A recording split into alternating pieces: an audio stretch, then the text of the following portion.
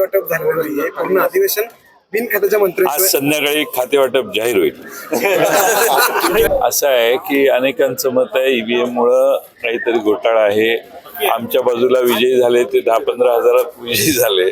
सत्तारूढ पक्षाला विजयी झालेले लाखाच्या 1.5 लाखाच्या मतांनी विजयी झाले आणि म्हणून मरकडवाडी सारख्या ठिकाणी एक प्रयोग करायचा प्रयत्न केला तर त्यालाही सरकारने विरोध केला.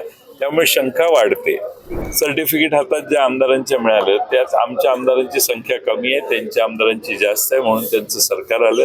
त्यामुळं टेक्निकली आता कुठंतरी आपण ऍक्सेप्ट केलं पाहिजे की पराभव झालेला आहे. झाल्या लगेच आता तलवार घेऊन लढाई सुरू करणं हे जनतेला देखील ऍक्सेप्ट होत नाही. त्यामुळे सरकारने काही चुका केल्या तर मग त्याच्यावर भविष्य काळात बोलण्यात येईल. पराभव मान्य करताना तुम्हाला वाटतं ईव्हीएम मुळे पराभव झालाय की लोकांनी दिलेलं जन्म ते तुम्ही कौल ऍक्सेप्ट करता? असं आहे की अनेकांचं मत आहे ईव्हीएम मुळे काहीतरी घोटाळा आहे.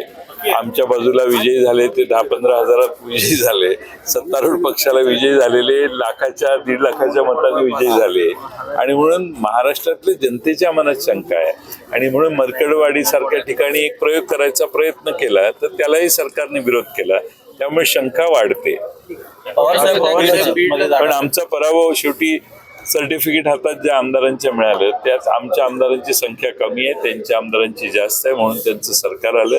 त्यामुळं टेक्निकली आता कुठंतरी आपण ऍक्सेप्ट केलं पाहिजे की पराभव झालेला आहे. पराभव झाल्यावर लगेच सकाळी दुसऱ्या दिवशी उठून सरकारवर टीका करणं योग्य नाही. योग्य वेळी त्यांच्या सरकारने काही चुका केल्या तर त्यावर भाष्य करणं योग्य आहे.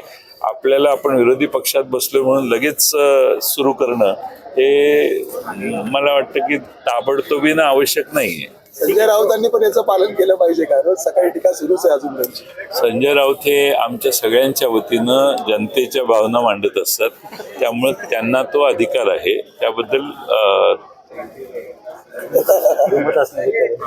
नाही आमच्यात दुमत नाही अजिबात. त्यांना तो अधिकार आहे असं मला माहिती मिळाली आहे की ते उद्या जाणार आहे. अधिवेशन संपायसाठी उद्या 1 दिवस बाकी आहे पण खाते वाटप झालेलं नाहीये. पूर्ण अधिवेशन बिनखात्याच्या मंत्री आज संध्याकाळी खाते वाटप जाहीर होईल.